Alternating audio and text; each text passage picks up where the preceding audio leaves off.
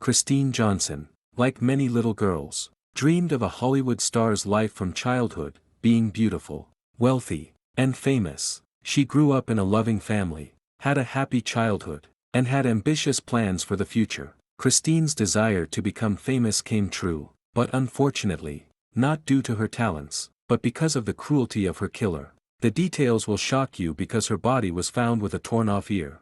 Born in 1981 in Santa Clara, California, Kristi soon moved with her parents, Teresa and Kirk Johnson, to the small town of Saugatuck, Michigan.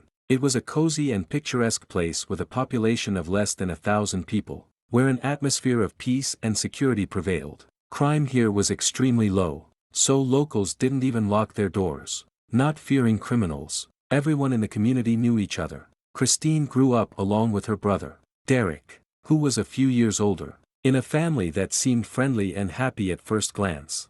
However, the family idyll was shattered when the parents decided to divorce. Despite this, they maintained a good relationship for the sake of the children. According to the custody plan, Kristi and Derek alternately lived with their mom and dad. Due to such circumstances, the girl got involved in household chores early and started helping her mother at the age of 12, including with the family budget. Striving for financial independence, Kristi tried to get any job so as not to ask her parents for money. Meanwhile, her brother went to serve in the army and then decided to become a career military man.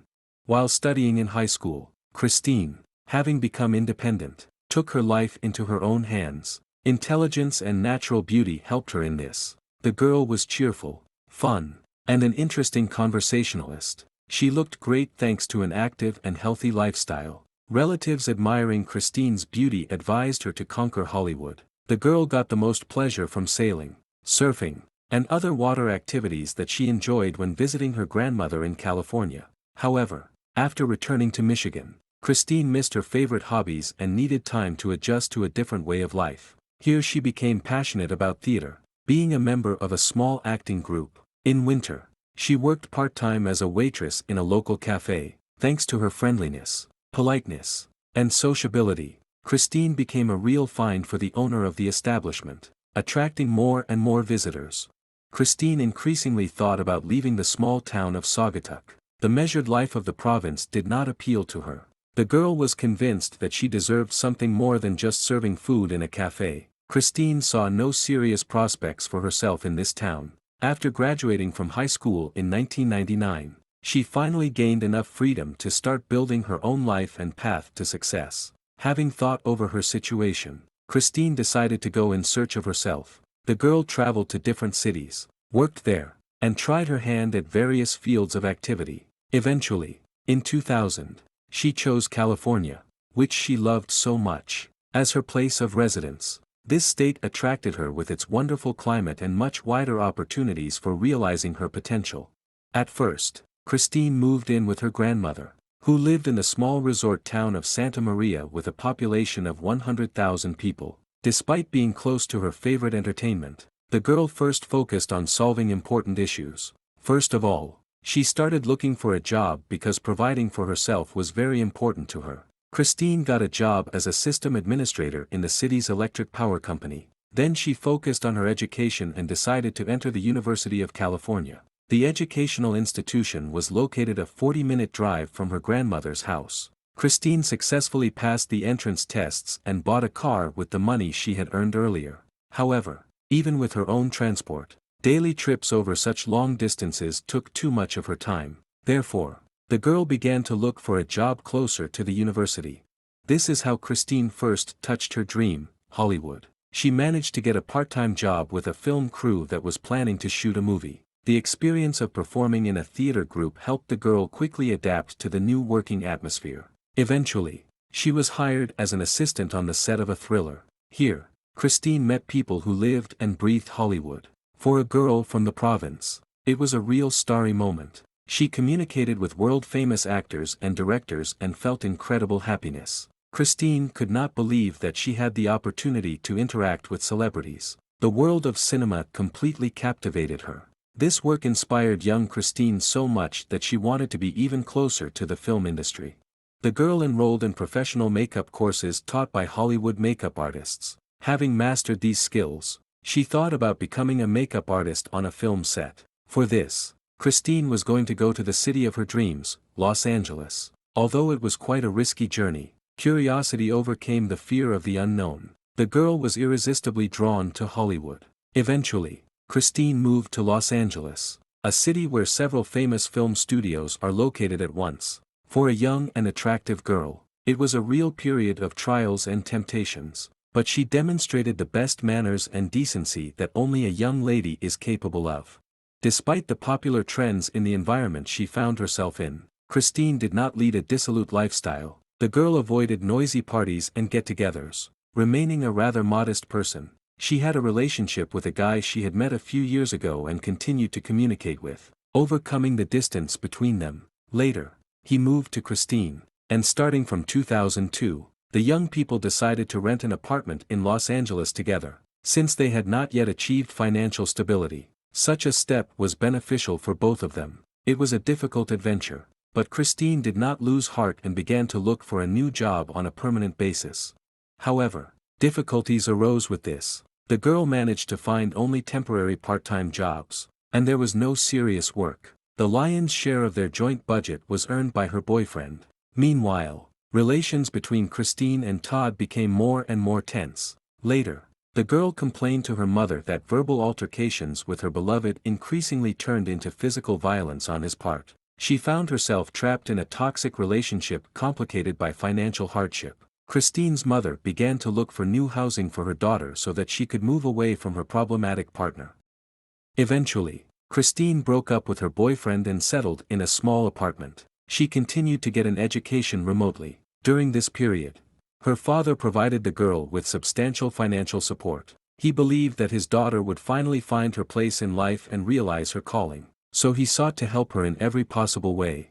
By November 2002, Christine finally managed to get a job at a mobile communications company, but this position was far from her ideals. Neither the field of activity nor the level of income met the girl's expectations. In addition, Christine still could not find suitable housing near her place of work. Instead, her mother found a cozy house in the town of Santa Monica, neighboring Los Angeles, which had to be shared with 2 more girls. The attractive thing was that it was located next to the beach in a lively residential area. It seemed like an ideal place to get on her feet, so Christine moved there. During this period, the girl transferred to the University of Santa Monica.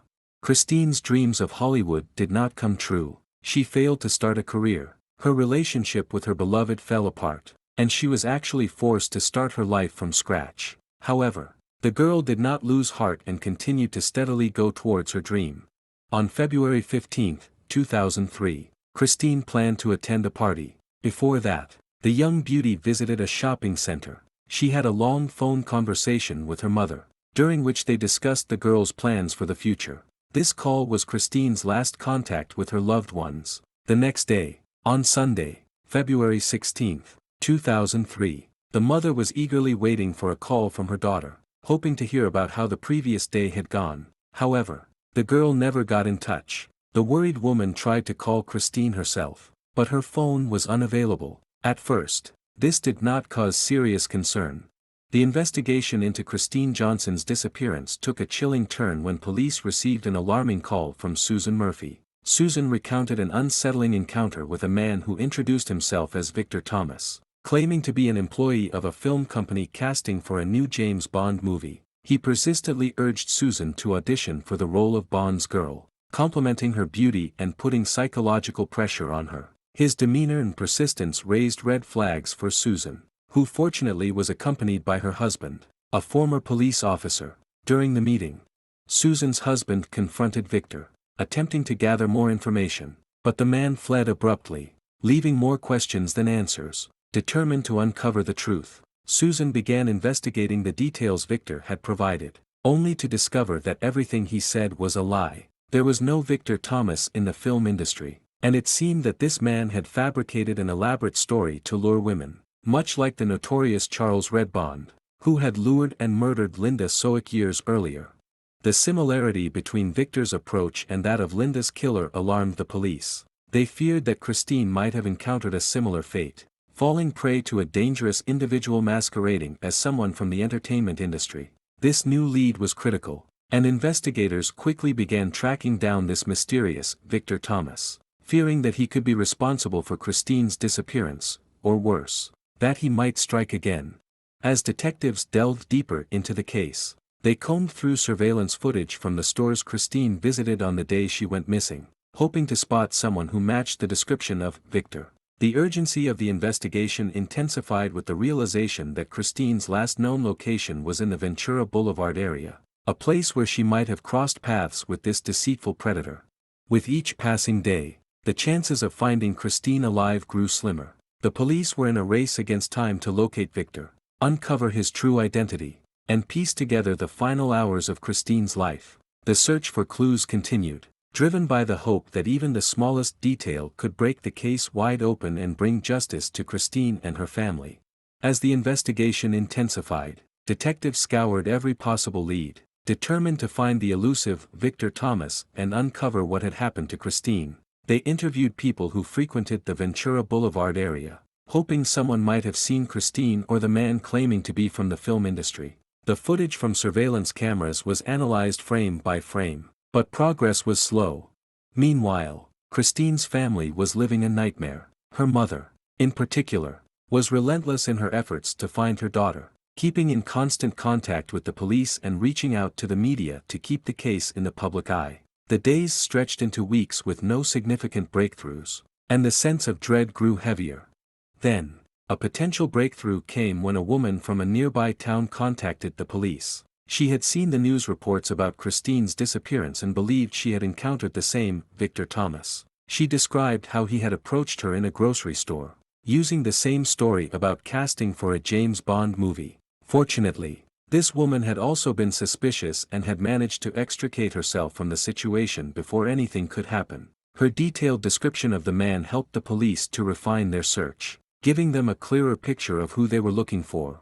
Despite these leads, however, the investigation hit a wall. Weeks turned into months, and while the case remained active, no new evidence emerged. Kristine's disappearance became one of those chilling mysteries that left everyone involved grasping for answers that seemed just out of reach. It wasn't until nearly a year after Kristine went missing that a shocking discovery was made. The condition of the remains suggested foul play, and the location, a secluded spot far from where Kristine was last seen, hinted that she had been taken there by someone who knew the area well. Forensic experts were called in to examine the scene, hoping to find any trace of the person responsible for this heinous crime. As the investigation resumed with renewed vigor, the police revisited all the old leads, particularly focusing on the mysterious Victor Thomas. They began to build a profile of the suspect, comparing it to known criminals and reaching out to other law enforcement agencies for similar cases. The media was once again engaged, this time with a call to the public for any information that could help identify Kristine's killer. Kristine's family, devastated by the confirmation of her death, became vocal advocates for solving the case, pushing for more resources and attention. They set up a foundation in her name to help other families dealing with similar tragedies, turning their grief into a force for change. In the end, the investigation into Kristi Johnson's disappearance and death became a symbol of the dangers lurking behind the glamour of Hollywood dreams. The search for justice continues, as detectives piece together the fragments of a life cut tragically short, determined to find the person who turned Kristine's dreams into a nightmare.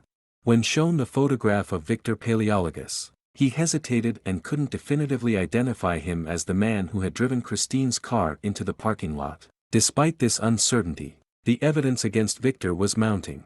The investigators were confident that they had found their man. The timing of his release, his criminal history, and the method of his operations all pointed to Victor as the prime suspect in Kristine's disappearance and likely murder. However, despite their strong suspicions, they still needed more concrete evidence to tie him to the crime. The forensic analysis of Kristine's car was crucial. The fingerprints and DNA samples collected were sent to the lab for comparison against Victor's known samples. In addition, investigators revisited the timeline of Kristine's last known activities, focusing on the transactions made with her credit card. They also reviewed the surveillance footage again, hoping to match Victor's movements with Kristine's in the hours leading up to her disappearance. The turning point came when the lab results confirmed that the fingerprints found in Kristine's car matched those of Victor Paleologus. This was the critical piece of evidence needed to formally link him to the crime. With this confirmation, the investigators were able to charge Victor with the kidnapping and murder of Kristi Johnson. Victor maintained his innocence throughout the investigation, but the evidence against him was overwhelming. During the trial, prosecutors presented a compelling case, detailing Victor's pattern of luring women with false promises and the chilling similarities between Kristine's case and his previous crimes. The jury heard testimony from other women who had narrowly escaped his clutches, further solidifying the prosecution's case. In the end, Victor Paleologus was found guilty of all charges. He was sentenced to life in prison without the possibility of parole, finally bringing some measure of justice for Kristine and her family. While the conviction couldn't bring Kristine back, it did ensure that Victor would no longer be able to harm anyone else. Kristine's tragic story served as a sobering reminder of the dangers that can lurk behind seemingly glamorous opportunities. Her family, while devastated by their loss, continued their advocacy work, raising awareness about the tactics used by predators and helping other families who found themselves in similar situations. The case also led to changes in how law enforcement agencies handle missing person cases, especially those involving young women, in the hopes of preventing future tragedies like Kristine's. The location where the missing individual's car was found could not identify the suspect. The witness only managed to see the person briefly from a distance in the dark without identifying his face. At the time the photo was presented, the individual was already in custody, although he was free on the day of the incident. During questioning, the suspect denied any involvement and refused to acknowledge communication with the victim. Despite substantial evidence to the contrary, the suspect refused to testify without a lawyer, citing his recent release and fears of being framed. Detectives continued gathering evidence against him, and soon a new witness emerged, a real estate agent who had been working with the suspect for the past few weeks and noticed oddities in his behavior. The suspect was searching for a house worth up to $700,000 through the real estate agent, inspecting several properties daily. A message later came about the disappearance of documents and keys from one of the houses. The realtor initially didn't suspect his client but later identified the suspect after seeing his photo in the news. The witness also confirmed their last meeting took place just a day before the incident. Noting that the suspect acted nervously, detectives investigated all the houses the suspect visited, focusing on one particular property that intrigued him. Interestingly, this property was in the same area where the victim's mobile phone signal was last recorded. Investigators searched the house thoroughly but found no evidence linking the suspect to the incident. Meanwhile, searches continued at the suspect's apartment, where photos of women in particular outfits were found on his computer. 12 days into the investigation, the victim's family still held hope for her safe return. The suspect continued to deny everything, confirming only that he met the victim and then parted ways with her. The suspect, born in 1962 in Pennsylvania, was the youngest of 5 brothers and had a history of failed business ventures and a troubled personal life.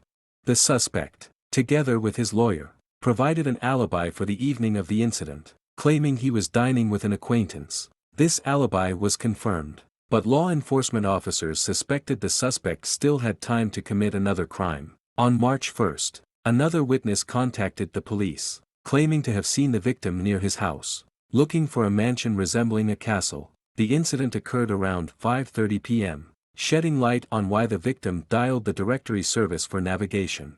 While detectives were investigating this new lead, on March 3, 2003, 4 teenagers walking through the Hollywood Hills stumbled upon a disturbing discovery. They initially mistook the object for a mannequin but soon realized it was a human body. Frightened, they reported their finding to a woman who then contacted the police. Law enforcement and rescue teams faced challenges retrieving the body from the difficult terrain. The victim was wearing a gray hooded sweatshirt, with her legs bound and wrapped in fabric, and her hands tied behind her back.